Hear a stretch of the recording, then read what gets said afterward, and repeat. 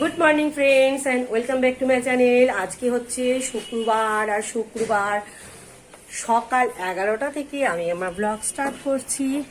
আমার কোনো কাজ হয়নি এখনো, বিছানাপত্র লাট হয়ে পড়ে আছে। ছোট মেয়ে এই মাত্র ঘুম থেকে উঠালো, বড় মেয়ে পড়তে বসছে, হাজব্যান্ড খেয়ে বেরিয়ে গেছে। আমি এখন আপনাদের সাথে বক বক করতে এসছি, আর এসছি আমার বারান্দায় এই দেখুন সমস্ত পর্দা আমার কাঁচা হয়েছে। কালকে কাঁচার মাসি এসে সমস্ত পর্দা কেটে দিয়েছে গরম জলে। তো আজকে ভালো রোদ উঠেছে, ভেবেছিলাম ছাদে গিয়ে দিয়ে আসবো, কিন্তু কালকে এতবার ছাদে গেছি, তো ওই জন্য আজকে আর ছাদে গেলাম না। হাজব্যান্ড যদি পরশু দিন মানে রবিবার যদি ঘরে থাকে, হাজব্যান্ডকে দিয়ে ছাদে পাঠাবো, আমি আর যাব না। তো এখন আমার কাজ হচ্ছে কি করা জানেন, বিছানা তোলা, ছোট মেয়েকে স্নান করানো, ছোট মেয়েকে খেতে দেওয়া। বড় মেয়ের খাওয়া হয়ে গেছে, আমার খাওয়া হয়ে গেছে, হাজব্যান্ড তো বেরিয়ে গেছে, যে যার কাজ করে বেরিয়ে গেছে। অনেকদিন বাইরে বেরোই না জানেন, অনেকদিন বাইরে বেরোনো হয় না, খুব ঘুরতে যাওয়া হয় না কোথাও, ঘরে একদম আটকা। বাইরে দিয়ে লোকজন যাচ্ছে, বারান্দায় এসেছি, তাই বারান্দার লোকজন আমি দেখছি, কে লোকজন যাচ্ছে। অর্ধেকের মুখ চিনি কিন্তু নাম জানি না, কোথায় থাকে জানি না। আবার কিছু মানুষ খুবই চেনা, পাড়া প্রতিবেশী, কিন্তু কত মানুষ আছে যায় গাড়ি ঘোড়া করে রাস্তা দিয়ে, কিন্তু তাদের অর্ধেককে চিনি না, মুখ চিনি। কিছু হলে এরকম করে দাঁত কেলাই, হাসি, মানে সে এত ভালোবাসা যেন কত চিনি, আমি তাকে চিনি, সে আমাকে চেনে, দেখলে একগাল হাসে, হয়তো চোখে চোখ পড়ে গেল তখন একগাল হাসে, সেও হাসে। এদিকে কিন্তু কেউ কাউকে চেনে না। অনেক সময় এমন হয় না, রাস্তায় কেউ বলে বৌদি কেমন আছেন, তাকালাম, আমি না তাকে চিনতেই পারি না, মনেই পড়ে না। আমি কত বন্ধু বান্ধবকে, আমার পুরনো বান্ধবীদের ভুলে গেছি জানেন, মুখই মনে পড়ে না। এখন তো বিয়ে পর তাদের বাচ্চা কাচ্চা হওয়ার পর তাদের চেহারা টেহারা সমস্ত ফিরে গেছে, এখন তো আরোই মুখ চিনতে পারি না। অনেকে আমার ফেসবুকে এসে বলে পিঙ্কি তুই আমাকে চিনতে পারছিস, তাহলে না তো চিনতে পারছি না, তুমি অবাক হয়ে পড়ি। আবার তো না বলবো সেটাও তো বলতে পারি না, প্রেস্টিজের ব্যাপার না, না বলবো বাবা ছোট হয়ে যাবো, এরকম ব্যাপার আছে একটা আমার। তাই জন্য হ্যাঁ চিনতে পারবো না, এটা আবার কখনো হয়, কখনো কখনো এরকমও বলি।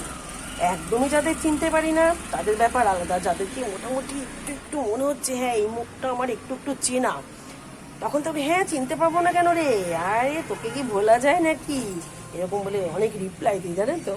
কিন্তু লাস্টে না আমি তাদের চিনতে পারি না, অনেক মনে করতে চেষ্টা করলে মনে আসে না।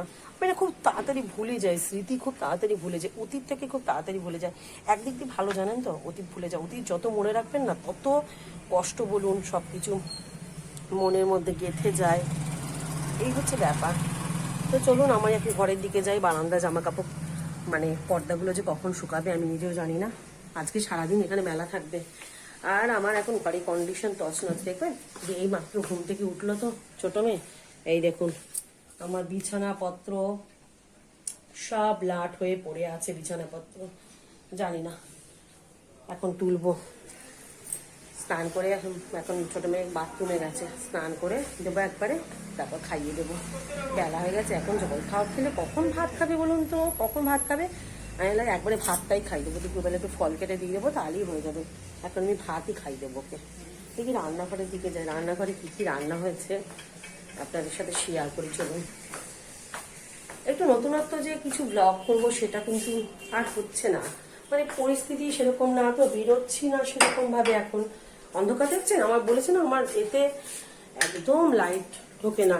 আর সবার আগে দাঁড়ান আমি কমলা লেবু আর আপেলটা বার করি, নাহলে না এটা ফ্রিজে থাকবে, যখন বার করবো তখন খাওয়ার মতো থাকবে না, ঠান্ডা হয়ে যাবে। এত ফল আনে মেয়েদের খায়, কিন্তু মাঝে মাঝে না আবার নষ্টও করবে। কি বাবা দাঁড়ান, পড়ে গেল একটা পেয়ারা, পড়ে গেছে মাটিতে, আমার তুলে নি। তো চলো আমি ছোট মেয়েকে স্নান করে আগে খাইয়ে দিই, তারপর বিছানা তুলবে, নাহলে ফিরতি পড়ে যাবে, একদম ফিরতি পড়ে যাবে। আমার ছোট মেয়েকে খাওয়ানো হয়ে গেছে, খাওয়ানো হওয়ার পর আমি চলে এসেছি আমার বড় ঘরে ডিভাইন খুলতে, কেননা আমার ডিভাইনের মধ্যে সমস্ত কম্বল লেপ সমস্ত পুরনো জিনিসপত্র থাকে। তো আমার অবস্থা খাটটা দেখতেই পাচ্ছি, সমস্ত কাগজ, মধ্যবিত্ত বাড়িতে যেরকম হয় সমস্ত কাগজ আমার বিছানার তলায় রাখা।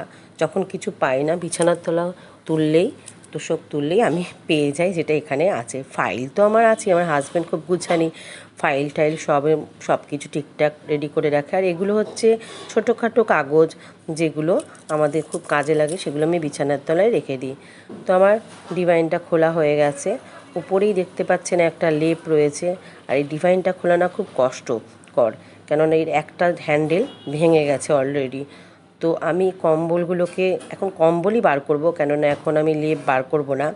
কম্বলগুলোকে আমি একটা ব্যাগের মধ্যে গুছিয়ে রেখে দিই। তো আমার যথারীতি ব্যাগটাকে টেনে বার করতে হচ্ছে, কেননা ডিভাইনটা পুরো খোলা যায় না। আমার আরেকটা খাটে ডিভাইন পুরো খোলা যায়, কিন্তু এই ডিভাইনটাকে পুরো খোলা যায় না, অর্ধেক করে করে আমাকে খুলতে হয়। একা খোলা খুবই কষ্টকর ব্যাপার। তো এখান যে কম্বলগুলো দেখছেন এগুলো আমার হরিদ্বার থেকে কেনা, খুব পাতলা পাতলা, কিন্তু গায়ে দিয়ে খুব আরাম। তো দুটো কম্বল আমি যথারীতি বার করে নেব, আর এগুলোকে আমি ছাদে দেব। আজকে না, আসছে কাল আমি ছাদে দেব, কেননা এখন অলরেডি 1:30 মতো বেজে গেছে। এখন ছাদে দিলে কিচ্ছু মানে রোদ্দুরটা সেরকমভাবে পাবে না, তাড়াতাড়ি ঠান্ডা হয়ে যাবে। তো সেই জন্য আমি কম্বলটা কালকে রাতে দেব। তো আরেকটা কম্বল আমি বার করে নিয়েছি। এই পাতলাটা আমার ছোটো মেয়ে আর বড়ো মেয়ে গায়ে দেয়, আর মোটাটা আমি আর আমার হাজব্যান্ড গায়ে দিই। আর আমরা এখনও 4 জনই একটা খাটেই শুই, কেননা এখনও হয়ে যায়, মেয়েরা ছোট বলে হয়ে যায়, পাতলা বলে হয়ে যায়। বেশি ভারী চেহারা হলে আমাদের খাটে ধরতো না 4 জনের। আর মেয়েরা সেরকম বড়ও হয়নি, ভয় পাবে। তো সেই জন্য আলাদা খাটে, আলাদা বিছানায়, আলাদা ঘরে ওদের শুতে দিই না, আমরা একসঙ্গেই শুই। তো এই খাটটাকে আটকানো এবার আমার পক্ষে দুষ্কর। তো তার মধ্যে আমি উল্টো করে এই ডিভাইনে এটাকে আটকেছিলাম। তো সেই জন্য জিনিসটা আটকাচ্ছিল না। পরে আমি এটাকে আবার সোজা করে আটকাবো। তো এটা আমার আটকানো প্রচণ্ড টাফ ব্যাপার আমার পক্ষে। তো দেখুন আমি আমার মতো করে চেষ্টা করে যাচ্ছি। আর এই ডিভাইনের উপরে উঠে এরকম করে আমাকে লাফাতে হয়, তাহলে গিয়ে আমার ডিভাইনের কাঠটা ঠিক মতো গিয়ে অ্যাডজাস্ট হয়। কিন্তু আমি পুরো উল্টো এটা পেতেছি, আমাকে আবার এটাকে ঠিক করে সোজা করে পাততে হবে। তো দেখুন ওই জন্য জিনিসটা আটকাচ্ছে না। আমার কিন্তু খেয়ালও নেই আমি যে উল্টো করে জিনিসটাকে পেতেছি। তো আমি যথারীতি ওটাকে আমি আবার সোজা করে নিচ্ছি, কেননা আমি তখন বুঝতে পারলাম যেটা আমার উল্টো পাতা হয়েছে। তো সেই জন্য এটাকে আবার সোজা করে নিচ্ছি। আর করতে করতে আমার কোমরে ব্যথা শুরু হয়ে গেছে, অজস্র কোমরে ব্যথা করছে, কেননা আমি তো বেশি কাজ করতে পারি না, আগেই বলেছি। আর এই সমস্ত হ্যাপার কাজ করা আমার পক্ষে আরও টাফ হয়ে যায়। তো কিন্তু বার করতে হবে, হাজব্যান্ড সে রাত্রেবেলা 10টার সময় আসবে, তখন যদি করি তাহলে আর রোদে দিতে হবে না। হাজব্যান্ড বিছানা করে নেবে, তখন শুয়ে পড়তে হবে, তাহলে আর বার করা হবে না। আমার ছোটো মেয়ে এসছে, আমাকে দেখছে আমি কি করছি। তো আমার মোটামুটি পাতা হয়ে গেছে।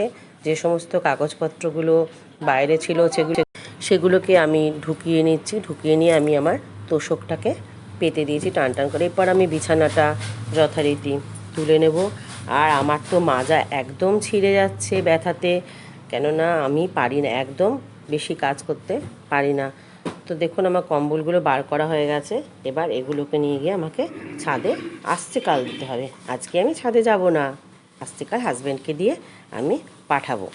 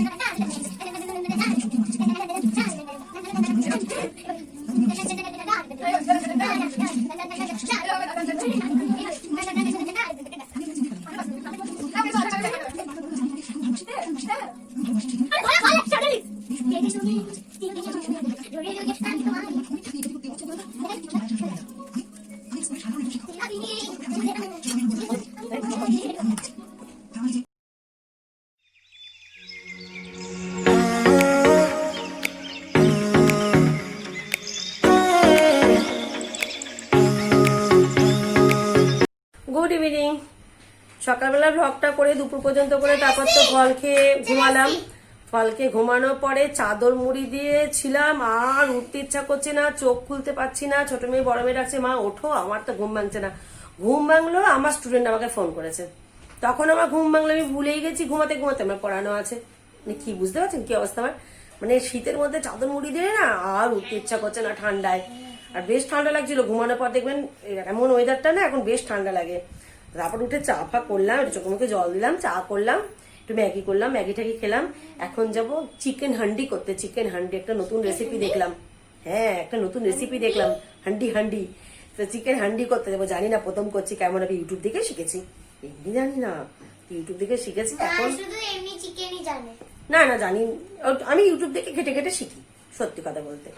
তো আমি এখন যাবো চিকেন হান্ডি করতে। দেখুন আমি কিভাবে চিকেন হান্ডি করি। হিন্দি নাম, হিন্দি। ও আমার হাজবেন্ড না এতদিনে জানেন আমার জন্য চালের ড্রাম এনেছে আর কতগুলো কৌটো এনেছে। আমি কৃতার্থ হয়ে গেছি আমার হাজবেন্ডের উপরে, যে এতদিন বাদে চালের ড্রামটা শেষ পর্যন্ত আমার এসেছে। সেই কবে কোন ব্লগে বলেছিলাম চালের ড্রাম আনবে, সে আনতে পারেনি, আজকে এনেছে। শেষ পর্যন্ত আমার চালের ড্রাম বাড়িতে এসেছে। আমি আপনাদের পরে সেটা দেখাচ্ছি। আগে আমি যাই চিকেন হান্ডি করতে, 9টা বেজে গেছে। আর আজকে যদি চিকেনটা না করি, কালকেও করিনি, আজকে যদি চিকেনটা না করি আমার কপালে বাড়ি পড়বে, বুঝতে পারি। তো চলুন আর কথা না বলে চিকেন হান্ডিটা তৈরি করতে শুরু করে দিই। কেমন? রান্নাঘরে যথারীতি চলে এসছি। এখন চিকেনটা এখনো বরফের মতো শক্ত, একটু গরম জল ঢেলে দিলাম। গরম জল দিয়ে যদি ছেড়ে যায় তো সেই জন্য গরম জল ঢেলে দিয়েছি। আমার এই চিকেন হান্ডি যেটা দেখলাম না, সেটার জন্য মেন কি লাগবে জানেন তো? এই যে কাসুরি মেথি, আর লাগবে ফ্রেশ মিল্ক, ফ্রেশ ক্রিম। ঠিক আছে, এই দুটোই মেন। আর তো চিকেনের জন্য যা যা লাগে, আদা রসুন বাটা, পেঁয়াজ কুচি, টমেটো কুচি, এটাকে না ম্যারিনেট করে রাখছে না কেউ, দেখলাম ইউটিউবে। এটাকে জাস্ট একটু তেলের মধ্যে একটু আদা কুচি আর রসুন দিয়ে ভেজে তারপর চিকেন গুলোকে একটু নুন দিয়ে ভাজা করে উঠিয়ে দিল। তো দেখুন আমি রেসিপিটা করছি, প্রথম করছি, জানি না কেমন খেতে হবে। দো পেঁয়াজা করেছি, ভালোই পারি। এখন এটা দেখি। তো চলুন তেল দিয়ে দিই, তেল দিয়ে শুরু করা যাক। যত বক করবো তত আমার ব্লগটা এত বড় হবে, আর তখন আপনাদের ভালো লাগবে না।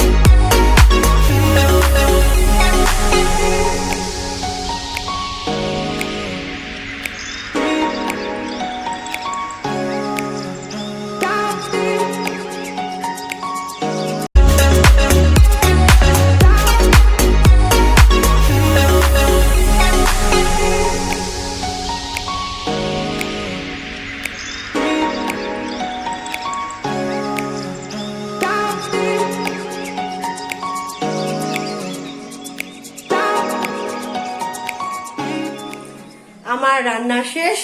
চিকেন হান্ডি না হান্ডি কি নাম ভুলে গেছি, হান্ডি হান্ডি হান্ডি বোধহয় দেখলাম, চিকেন হান্ডি, হাড্ডি না হান্ডি কে জানে, হান্ডি হবে। তো সেটা রান্না শেষ, ভালোই হয়েছে খেতে। গ্যাস ফ্যাস মোছা হয়ে গেছে। দেখান, দাঁড়ান দেখাচ্ছি। এই দেখুন, দেখছেন চিকেন হান্ডি, ভালো হয়েছে, গন্ধটা ভালো বেরোচ্ছে, ভালো বেরোচ্ছে। আপনারাও করবেন, দেখবেন ভালোই হবে। ইউটিউব দেখবেন আর রান্না করবেন, ইউটিউব দেখবেন আর রান্না করবেন। আর এইদিকে আমার রুটি রেডি। গরম গরম গরম গরম, সরি সরি গরম। দুটো পরোটা সকালে ছিল, সেই দুটো পরোটা গরম করে দিয়েছি, আর সঙ্গে রুটি। এবার দিয়ে দেবো খেতে।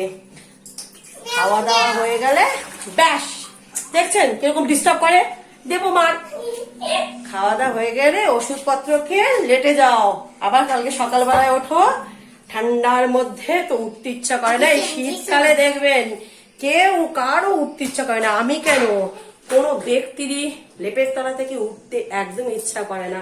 আর তার মধ্যে আজকে বার করেছি কম্বল, সেগুলোকে ছাদে দিতে যাবো। মানে আমি যদি 5 দিন আগে বলি যে এই কাজটা করব, তো সেই কাজটা আমার 5 দিন পরে হবে, সেদিন হবে না। আমি এরকমই, যেটা বলি আজ করব সেটা পরে করব। অনেকটা হাজবেন্ডের সাথে ম্যাচ খায়, মানে রাজ্যটক, যাকে বলে রাজ্যটক। আমি আর আমার হাজবেন্ড রাজ্যটক, যেমন দেবা তেমনি দেবে। আমিও ওরকম, যদি বলি আজ করব তো ওটা পড়ে থাকবে, পড়ে থাকবে, 4-5 দিন বাদেই হবে। দূর করলেই হলো হলো, আমি এরকমই। তো আজকে আর বক বক করবো না। তো আজকের মতো এখানে আমি টাটা বাই বাই, আবার কালকে একটা নতুন ব্লগ নিয়ে আসছি। তো ভালো থাকবেন, সুস্থ থাকবেন, আর আমার ব্লগটা কন্টিনিউ দেখতে থাকবেন। গুড নাইট, টাটা বন্ধুরা।